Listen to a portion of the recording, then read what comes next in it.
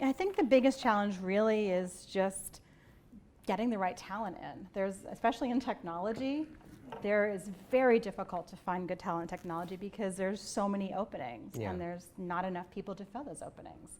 So that the supply and demand chain is definitely not in my favor, or for anybody in technology. Right. And like once you actually get people in there, keeping them engaged, because right now there's shiny new toys everywhere. Like, oh, they're building this new thing over here, and look at this cool thing they're doing over there. But you have to keep them engaged. So it's a matter of trying to make sure that you balance the boring stuff or the stuff that we have to get through, and give them something that we can innovate. Make sure there's always some level of innovation in what you're doing.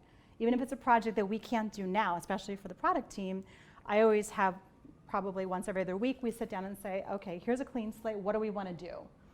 So even if we're stuck in the mire of a financial product we have to put out or something that's not very exciting, it allows them to have a safe space to say, here's what we can do, and to start thinking of those, and we'll pick one or two of those projects that we'll just, as a product team, start to play with and see what we can do with. We'll get our data team involved and get them to give us some data on it before we can actually turn it into something.